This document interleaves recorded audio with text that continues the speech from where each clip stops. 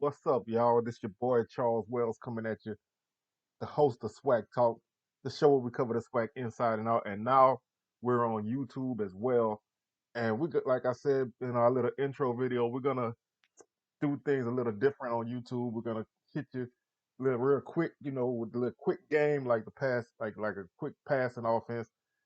Drop some little short videos here and there. All the meat and potatoes is still gonna be on Swag Talk.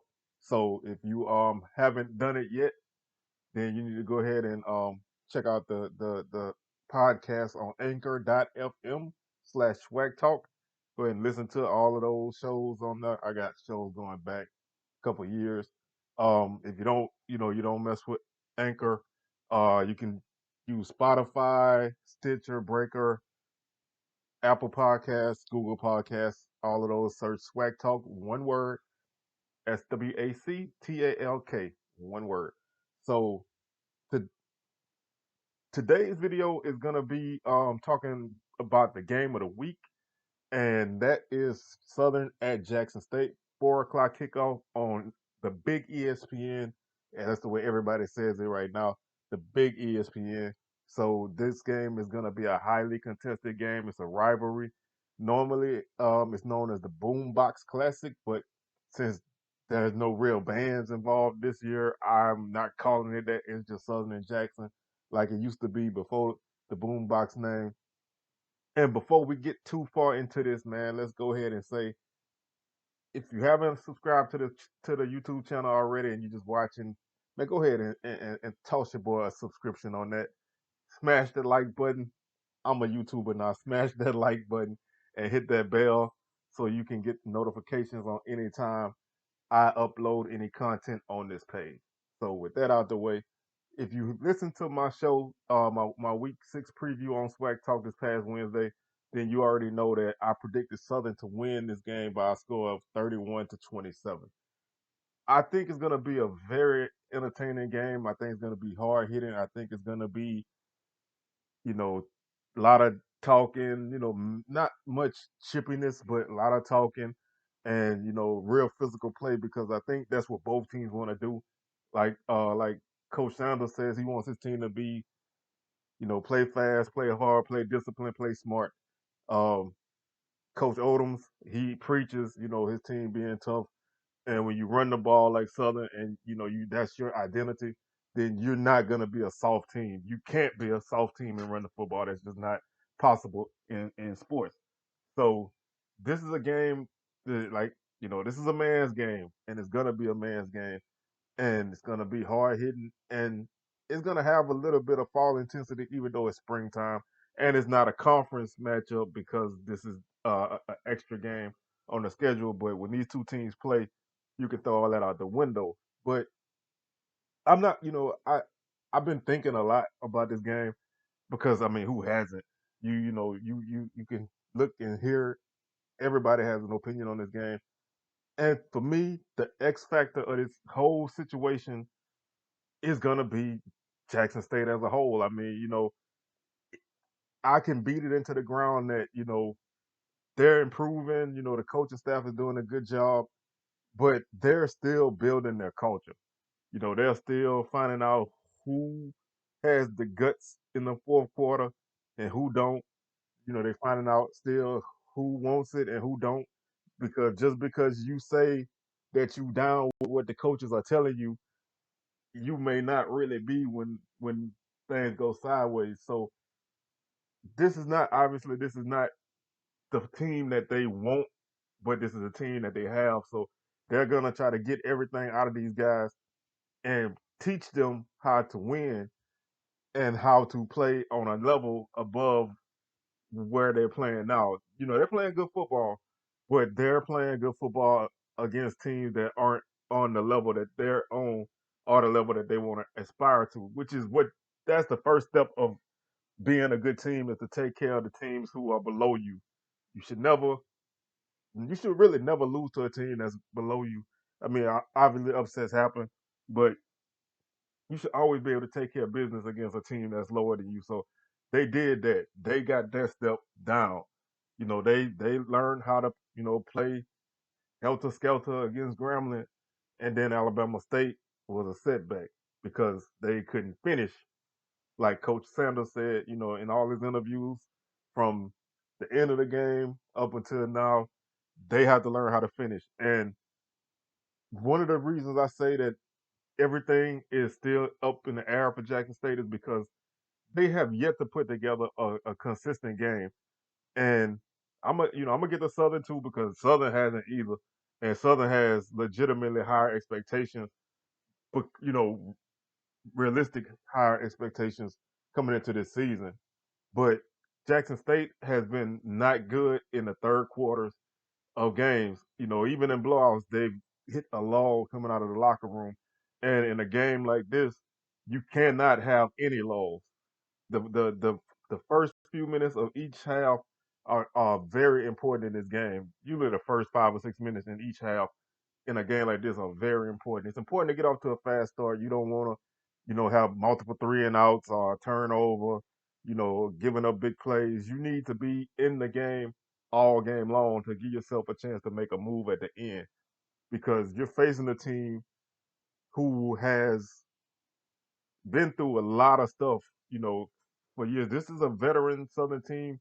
They may not be veteran in on field action, but this is a team that has a lot of guys that have been on that team for quite a few years, and they know what it takes for Southern to win. Now, whether they can do that on the field when it's them, that's what we're finding out now. But you're facing a team like that. So for Jackson State, it's very important for them to get off to a good start and be able to play from ahead. I mean, you don't want to play from behind too much because you don't want to start opening yourself up to mistakes. And playing against a team like Southern that runs the ball religiously, if you give them a lead and time to use off the clock, Southern has no problem chewing time in the beginning of the fourth quarter, late third quarter, if they got a comfortable enough lead. So they want to run the ball and lean on you and have your defense start tapping out to come out the game because you're tired. So Jackson has to really set the tempo and dictate how this game is gonna go. And that starts with quarterback play. That starts with offensive line play first and foremost. Everybody's, saying Jalen Jones, Dalen Baldwin, Warren Newman, you know, Tyson Alexander, Kimani Clark. But those five guys up front and Kylan Ritchie at tight end, those guys are gonna be the ones who have to set the tone. They have to pass protect because at some point in the game, every team has to throw the football. So hopefully, if you're Jackson State, hopefully you're not going to have to throw the ball in third and longs very often because Southern's going to pin their ears back. Now, you do have a quarterback who is able to run, which is going to alleviate some of that pressure because he's going to escape if Southern just rushes back to out of control. But if it's a set passing down, then, you don't want him having to think like that. You don't want to have him throwing 50 passes. If they throw 50 passes in this game, they're not winning. I'm just gonna go on record and say that. But that offensive line has to control the front of Southern and put the pressure on the linebackers, make them make plays because if there's one area on Southern defense that still isn't that good, or at least that consistent, is the linebacker. If the defensive line can't get any push and the linebackers aren't able to stay clean, they don't make great plays. Sometimes they take bad angles, or sometimes they just don't break down right in a hole and they miss tackle. But it, they feed off the defensive line like any good linebacker core would. The secondary, the safeties are improving for Southern, so you're probably better off testing the outsides of the defense because both safeties have interceptions, so they have no problem being ball hawks. So for Jackson's offense, they need to control the game. Obviously, keep turnovers and penalties to a minimum, and you know, not necessarily. You don't need to necessarily look for the big play, but you do need explosive plays, and by that I mean 10 to 25 yard plays, chunk plays. That you need those to kind of keep Southern guessing, keep them on edge, and convert your third down. On defense, Jackson State needs to basically do what I said what Southern needs to do, and that's get some pressure from your defensive line and allow your linebackers to spy and make some plays on Skelton because he's gonna get loose, just like Jalen Jones is gonna get loose. But the difference between Jackson State and Southern is how they run the football. Southern likes to run up, they don't do it a lot. Honestly, to me, they don't do it enough. But Southern loves to run, some triple option concepts using the receiver as a pitch man, even just basically you know option attack using Skelton and a running back. But you have to be, if you're gonna face an offense like that, then you definitely have to be disciplined. You have to play your assignment, which at times is gonna stop you from being as aggressive as you might want to be. So that threat or that option, if Southern uses that, is gonna be key to controlling Jackson State linebackers and the defensive ends because they won't be able to just fly back there if they have to think that an option play will be coming because when you run an option, especially with a receiver, that player is going to get stretched, and if that defense doesn't stay um, disciplined and doesn't stay committed to their assignments, then you're either going to end up with a big hole for a Skelton to cut it back up inside and pick up huge yardage, or he's going to pitch it to the receiver, who obviously is probably going to have some good speed and be able to pick up enough yardage, most likely for first down. So with both teams, obviously the key is on defense is to control the line of scrimmage and put the other team in long down and distance, make them play behind the chains because neither team is neither team is gonna kill you with their passing game. Now, if the passing game is clicking, then you have some trouble. So you want to kind of force them to make plays and not make them throw passes that are in dangerous areas. Make them have plays that take longer to develop. Short, quick game is going to cause any defense problems. But the primary X factor in this game is going to be special teams. And in big games, it always comes down to special teams. If you look at the Southern Pine Bluff game, one of the key factors in that first half, Pine Bluff got a safety on a block punt. So that's a huge play. Southern Alabama State, it didn't necessarily lead to points, but Alabama State fumbled a punt return that put Southern in good field position. Same thing with Texas Southern and Southern. Texas Southern fumbled a punt return, gave Southern the ball in good field position. Southern has for the last few years has routinely had good kickoff returns and put the offense, anywhere from their own 35 to the 50-yard line, which against any defense, if you can start that close, you putting yourself in good position. Now, punt return, Southern has some issues this year with guys fielding punts, so that can be something that Jackson State might be able to take advantage of to flip the field if they need to. But they have to Jackson State has to make sure they protect well on all their kicks because Southern's gonna put pressure on the punter and the field goal kicker. I mean, if you remember the Bayou Classic in 2019, Southern blocked 2 field goals in that one game, so they commit to special teams. This game, regardless of the outcome, should be a game that everybody can enjoy. I hope that, both teams put on a show. But this game, I think, is going to tell you so much about what Jackson State is and what they can be and what they may not be at this point.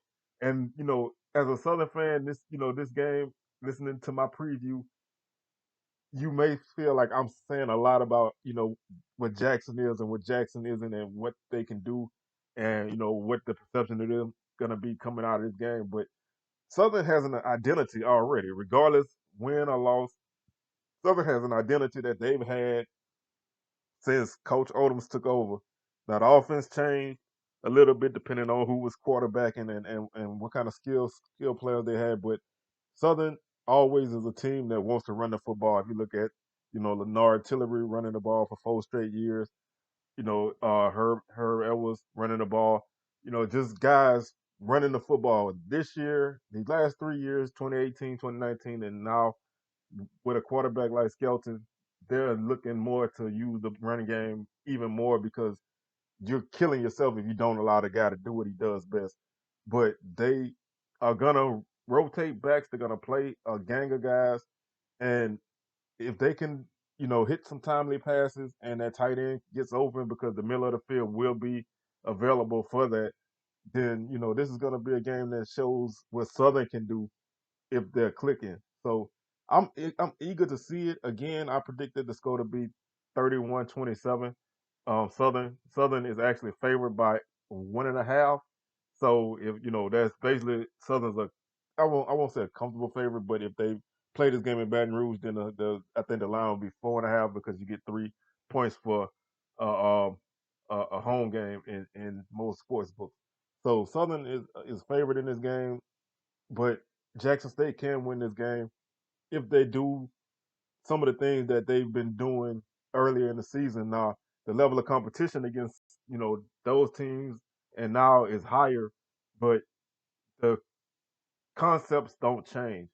You know, but they have to they have to keep themselves in check, cut down on any silly penalties, and just play good, clean football. And the same goes for Southern. Southern has been tormented by miscues, fumbles, and interceptions.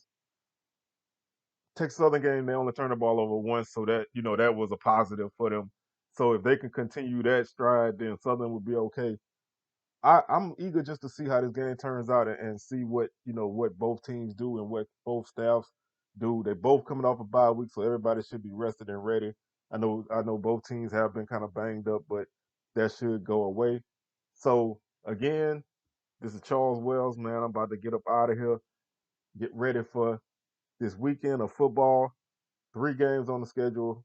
Arkansas Pine Bluff at Valley, Alabama State is hosting South Carolina State, and then this big game in Jackson. So again, subscribe to the YouTube page. Hit the like button on this video. Hit that notification bell, and we'll see you guys on Sunday on Swag Talk, anchor.fm/Swag Talk. Week 6 reviews coming at you Sunday. We'll see you then.